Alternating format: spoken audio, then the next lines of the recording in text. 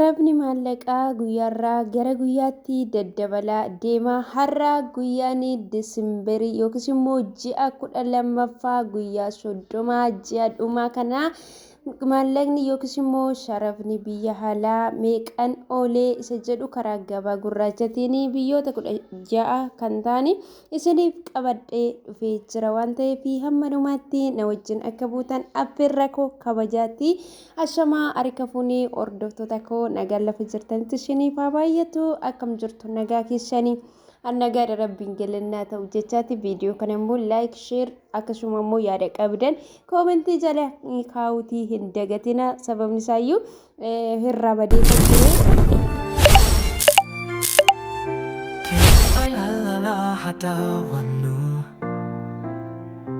Korsas irraa hafuutannu irraa badeetiin ture viidiyoo jedhee hin beeku guyyoota 19tti kan dhiyaatanii fi baay'eedhuma tokko biizii ta'ee amma bilbila fayyadamuun natti ulfaatutti illee garuu guutumaan guututti cufuutii hin dandeenye jechuudha. Sababni isaayyuu maatii wajjin bilbila yoo cufee akkatti hojii tokko fi na rakkisasiniin jedha obboloota koo. Kanaaf iyyuu viidiyoo koo xiqqoo yuutuubiin koo na jalaa kufee jira waan ta'eef laayik gochuutii hin dagatinaa warri daawwattanii laayik sheer gochuutii hin dagatinaa isiniin jedha. Oolmaa guyyaa har'a Disembarii guyyaa 30 bara 2025 ji'a 12ffaa keessaa oolmaa yookiis immoo sharafa maallaqa biyyoota alaa isinii qabadhee dhufee jira. Egaa obboloota koo maallaqni biyyoota alaa guyyaarraa gara guyyaatti kan inni dabalaatii bulu wantoonni biyya keessaa bitaman illee akkuma sana kan isaan dabalaatii adeeman isiniin jedha. Yeroo hedduudhaa fi ani ergaanan isiniif dhaamu namoonni ofii keessan biratti ol kaawwachuun isinitti hin mijata ta'e maallaqa keessan gara biyyaatti buuka akkaawuntii keessan irratti illee akka hin riganne isin beeksisee ture jechuudha. Sababni isaayyuu maallaqni isin akkaawuntii keessan irra godhattan badaa isiniif dhalaatii hin deemu garuu obiratti qabattu taanani sharafni guyyaarraa gara guyyaatti dabalamaa deema. Wanti isin bitattan illee sharafa dabalu wajjin wal simaa deema malee akkasii yeroo maallaqa biyyatti rigattanii buuka akkaawuntii irra teechistanii miti isin jedha. Garuu warri haalli isiniif hin mijanne mana gaarii keessa warri hin jiraanne sababa maallaqaatiin balaan illee isin qaqqabuutii danda'a waan ta'eef hunda isaa dhabuurra erigadhaa isiniin jechuuti barbaada. Egaa har'a maallaqni doolaarri meeqan oolee yoo jettani doolaarri Ameerikaa tokko qarshii Itoophiyaatti karaa gabaa gurraachatiin 177 fi saantiba 51 kan inni oolee. Akkasumas immoo Kanaadaa doolaariin tokko qarshii Itoophiyaatti 136 fi saantiba 13 kan inni guyyaa har'aa kanatti oolee.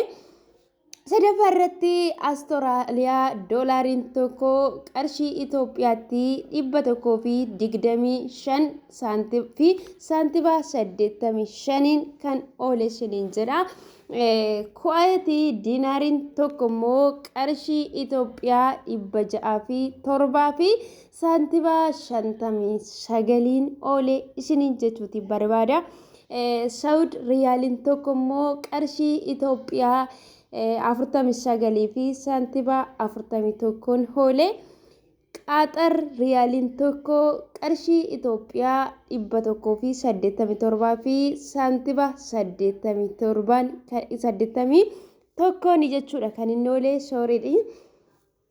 Joordaan diinaarri tokko immoo jechuudha qarshii 200 fi 63 fi saantiba 21 Itoophiyaatiin kan inni oolee.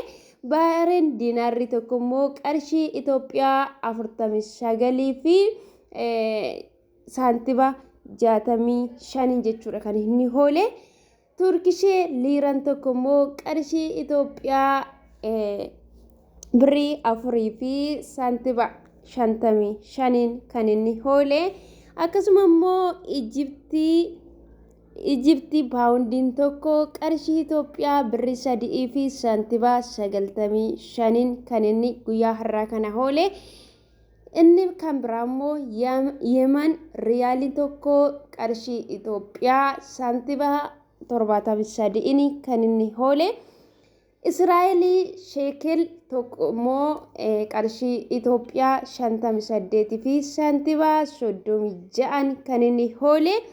Akkasuma immoo Indiyaa ruupeen tokko immoo jechuudha qarshii Itoophiyaatti birrii 2 fi saantimaa 15 kan inni hoole.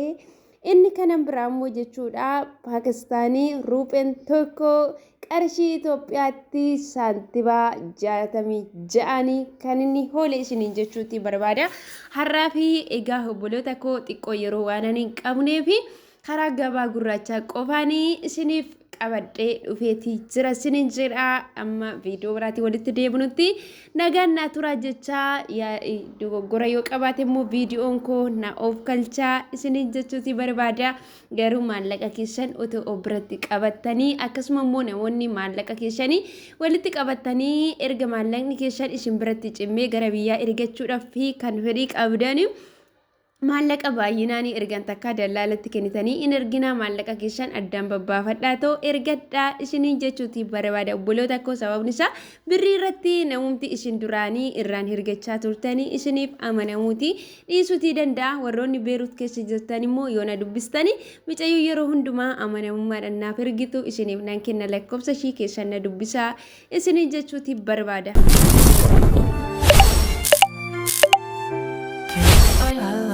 Hadawannu Gorsas irra hafutannu